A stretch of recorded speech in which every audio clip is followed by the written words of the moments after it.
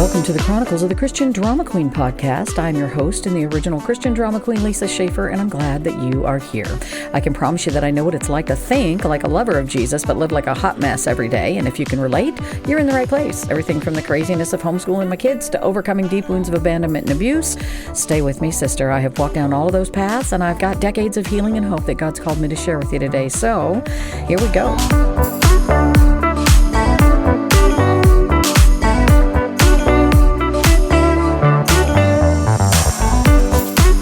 Well, just quickly want to welcome everybody to the program today. I'm really kind of having a bit of a struggle today as I deal with just the issues of life. And I don't have a whole lot of time to record today, but I do have a topic that I think a lot of my fellow Christian Drama Queen friends can probably relate to. Christian drama queens like me, we tend to have a real tough time saying no. We have a difficult time when we're asked for help, when we're asked to participate in something that we feel like God is using and going to be showing himself strong in. We have a little bit of a difficulty saying no to that. We want to be in on that. We want to be a part of big things that God is doing. And recently I was invited to participate in something that I think would be just really great to be able to participate in. I feel like God is going to be in it. I feel like he's doing something fun with it. And I feel like other people are going to be ministered to and just really touched by what God decides to do with this project. So I initially said, yes, I'd love to participate, and was making plans to do so. Had made arrangements for people to participate with me it was on the calendar and things were moving forward.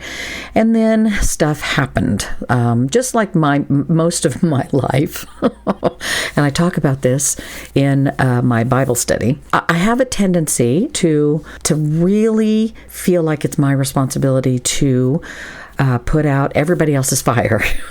I have always been like that. I think it was in an effort to gain the love of people in my life, like my husband and my children and some extended family and certainly friends. It was an effort to try and be considered valuable to them. I spent a lot of time over the course of the last 20 or 25 years in particular, as my children are anywhere ranging in age from 25 to 32 right now. Spent many of my years as a parent not disciplining them properly, not acting like a parent. I was so concerned I was going to let them down or they would not love me if I didn't give them what they wanted. Believe me, that's real poor parenting skills there. And I think even if you were to ask them today, and because we've talked about this, all of us, I think they would say to you, you didn't do anything, you didn't do me well by never saying no, or by trying to say no and then backing down every time I either bartered my way out of my punishment or tried to cut a deal with you to exchange the punishment you laid down for something I felt more like I could do. They would try to buy me off. I've always been a people pleaser. I have always been a people pleaser. So when this project came up and the opportunity was here, and it was something that I loved doing because it had to do with broadcasting, I bit off more than I could chew. Because as soon as a personal issue arose where I simply needed to be available to help my mother, she's almost 80 years old. Actually, she just turned 80 in April. We're getting to that place where she needs me more. I am a chronic caregiver. I've been doing that since 1985. And so I've worked as an in-home caregiver. I've worked in long-term geriatric facilities as a caregiver. I have worked in my own home. I'm actually caregiving right now for my intellectually disabled sister-in-law who lives with us. Some people say, oh, it's a real gift that you take care of people. I don't know that it's a gift. I do know that for me, it's almost a compulsion, and I'm not sure that's healthy. But anyway, so I'm getting ready to set off onto this project, and I'm excited about it, and I will probably still be involved with this project, just not right now. And so I'm disappointed about that, and so I've contacted everybody that's going to be working with me to participate and all that. We're postponing it because my life is as hectic as it is. I don't know that people would see that busyness. I said before on my last podcast, I love to be busy. I love to have things to do, especially things that I love to do. I love the writing time when I get to spend time writing. I love the radio time, the podcasting time. I love editing my Bible study. Right now I'm editing it down into 3 different sections so it can be offered as a course. There are things that I love to do. There are projects out there that I feel like God has called me to do. And then there are the things that I tackle that aren't really part of what God's called me to do. I just feel like I have to take them on. You ever feel that way? The problem is that I tend to take on things for the wrong reasons. And when I'm hit in the face with the truth about why I've taken on another project, why have I taken on something, a good project. It's not that listen, this is a good project to be involved in. I want to be involved in it. But then you add to that my inability to not be a fireman. I am not able to not put out other people's fires when they bring them to me. And I feel like I should adopt this phrasing, when someone brings me their fire, do I need to say to them, I'm not sure this is my fire to put out? Or do I say to them, I want to help you put out your fire, and I can maybe help facilitate a way for you to put that fire out with some other resources, but I don't feel like that's my fire to put out.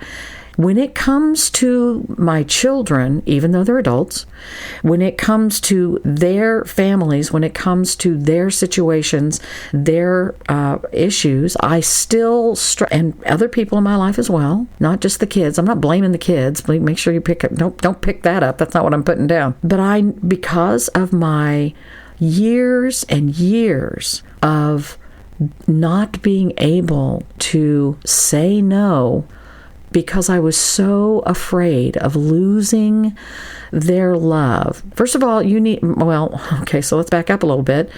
All 3 of my children are adopted. They all know they're adopted. We've all known the whole time we've had them, they're adopted. They were infants. I've been their mother their whole life. And there's something about, and maybe biological parents feel this way as well. I don't know. I'm only speaking for me. I tell you guys this all the time. I'm just telling you my own story. This is my own journey. This is the chronicles of this Christian drama queen. And in my own journey, even after God facilitated their adoptions and placed them in our homes, I have still felt as if I did not deserve to be their mother. Maybe God made a mistake. Maybe He didn't really intend for them to be here in my home and to be my children, because I'm not good enough to be their mother. I mean, obviously, I'm not good enough to be a biological mother. I've never given birth. I've never been pregnant. I used my discarded daughter mentality that you're not good enough to have a father, you're not good enough to do this or do that or be this or be that, and I've been applying that to my life, my whole life, as long as I can remember, and struggled with it. The Lord and I have talked about it aplenty. I still fight the desire to think I deserve God's blessing. Do you do that? Do you fight the desire? Do you fight the belief that you have been chosen by God to be blessed because you don't deserve it? Listen, guys, that's the whole point of grace. I didn't deserve these beautiful children in my life. I didn't earn them. I didn't do anything to earn them.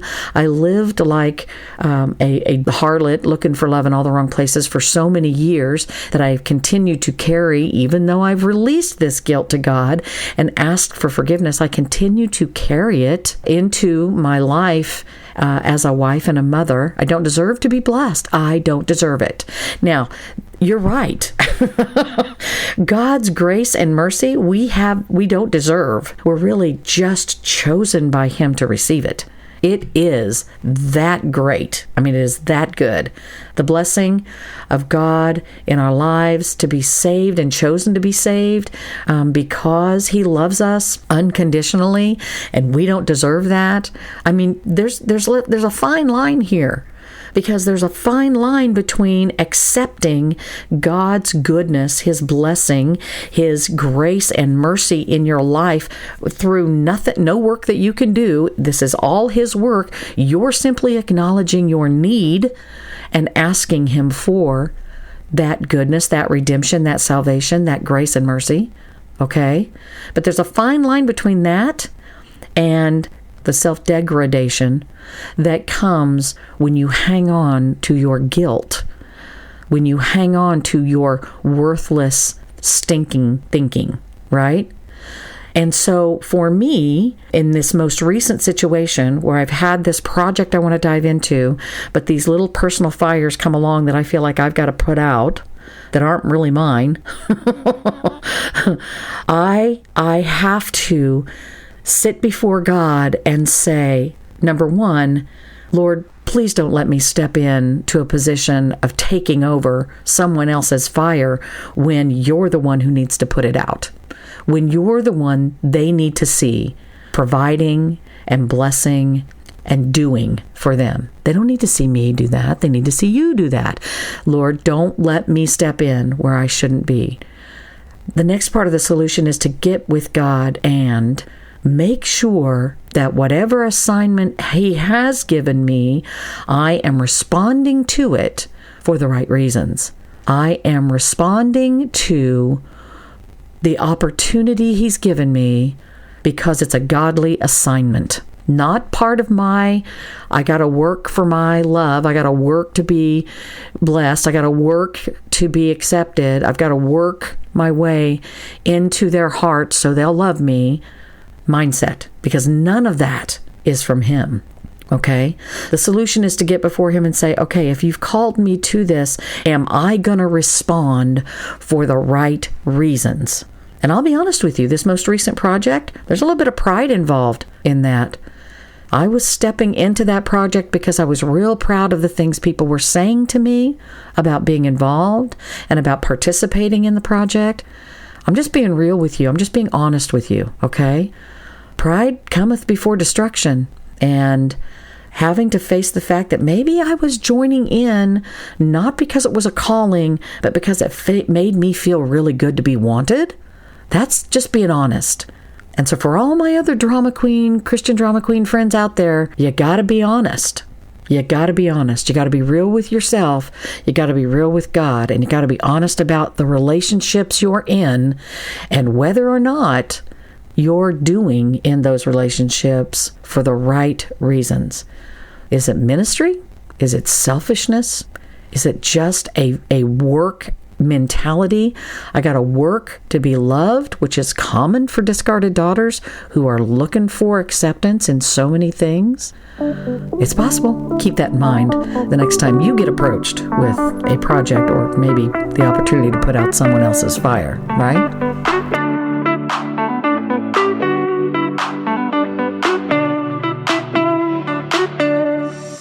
Thanks for joining me today, guys, on the Chronicles of the Christian Drama Queen podcast. I'm your host, Lisa Schaefer, and I'm glad that you've been here today. Listen, there are lots of ways to find me. First of all, you can go to YouTube and look up Christian Drama Queen if you want to find videos of all of the podcasts. You can also book a free bitterness breakthrough call with me. Just go to calendar.ChristianDramaQueen.com, calendar.ChristianDramaQueen.com, and we'll book a free time to visit about the bondage of bitterness and whether or not it's time for you to start looking for a breakthrough. And if you want to find my Bible studies, they are available on Amazon, Discarded, A Daughter's Journey to Reclaim Freedom and Forgive the Father Who Left Her Behind. But you can also find The Christian Victim's Guide to Forgiving the Unforgivable, and there's also a planner there. It's undated, so you can use it any time of year. You don't have to wait till the first of the year to get it. But if you want to have those books spiral bound, you're going to have to go through me. So instead of ordering them from Amazon, shoot me an email, Lisa@ChristianDramaQueen.com, Lisa@ChristianDramaQueen.com, and let me know you're interested in the books. We'll figure out a way for you to get them, and I'll bind them for you right here in my little office, all right? And don't forget, Freedom Christian Radio is coming out soon, so we're going to be launching that. You'll be able to find it, so stay tuned for information on that. And of course, you know I love you.